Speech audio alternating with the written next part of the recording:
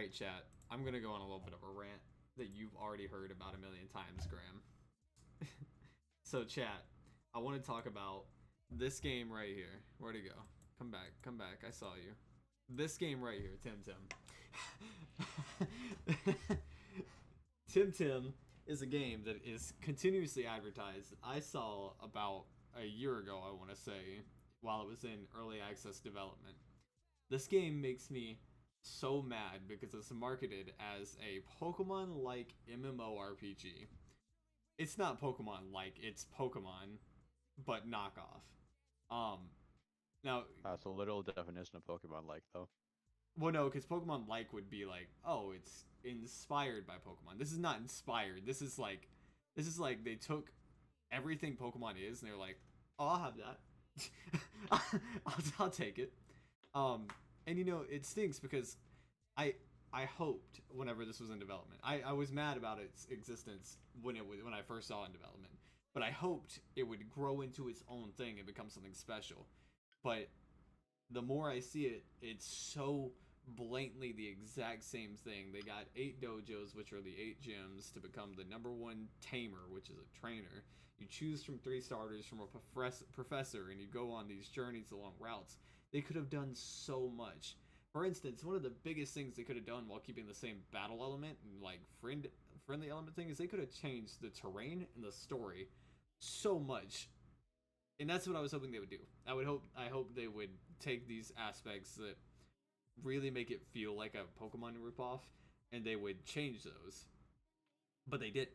If they kept the same battle system that they have now, which is relatively unique but worse, and they kept the TemTem themselves, the little Pokemon creature things, um, but they used a different sort of like area, like not walking into the wild grass per se. Like maybe there's a different sort of action there, and like the trainers that are just standing there waiting for you, like in Pokemon, like it just is such a blatant knockoff. They have like the starting trio where there's like one counters the other and counters the other and counters the other. It's like it's just Pokemon whenever they have this whole good idea about the archipelago and like it's all on floating islands. And but no, they're like, all right, you're a kid going out for a journey, go talk to the professor, get your first creature, then go do uh the 8 dojo challenges, and then on your way you'll meet this mysterious evil team who you'll have to thwart their ne'er-dwelling activities.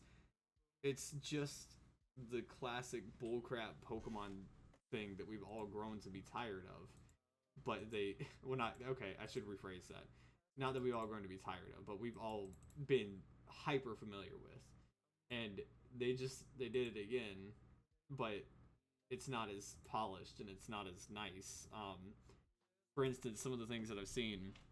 So Graham, this might actually resonate with you a little bit better. One of the things that they have kind of differed from, but not entirely, is they do battles a little bit differently. Now, I thought you'd like them a lot because they're 2v2, but there's something about them that I really hate. There is no RNG in the battles. There's no chance of missing. There's no crits. It's just bare bones. And they did that to like make it more competitively viable, but doing things like lowering accuracy and making people like miss and having the ability for things to miss, that's part of Pokemon.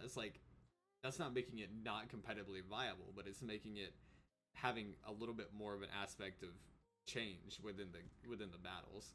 And it's irritating because whenever you do something like this where you just take out any chance of missing or whatever, you create nearly unstoppable teams. Like I watched a little bit of it. One of the guys chose the mind, quote unquote, type starter, which is just psychic type, and he has a move that's it's hypnosis. I don't know what it's called, but it does hypnosis. It does the same effect as hypnosis. But the issue with it is that the TemTem itself has a ability that lets you hit someone that's asleep without waking them up. Normally in this game, if you hit someone while they're asleep, they wake up because there's no RNG. You wake up the next turn you're hit. You get a free hit. But this TemTem can hit without waking them up. That's ridiculous. You get 2 of those and they're literally unstoppable. Your TemTem cannot wake up. And it's like they really tried to capitalize on a different market without knowing what they were doing. Now, I think that they could have done really well, but I'm just really frustrated with how things turned out, especially since like something like this could be new and inventive. Not to mention, like the TemTem aren't all bad. Like some of them look pretty cool, and I'm not even really referring to the TemTem in this. But the character models themselves, like the player models and the NPCs, they're ugly. Like they look like doo-doo PlayStation 2 characters. Anyway, that's my rant for this.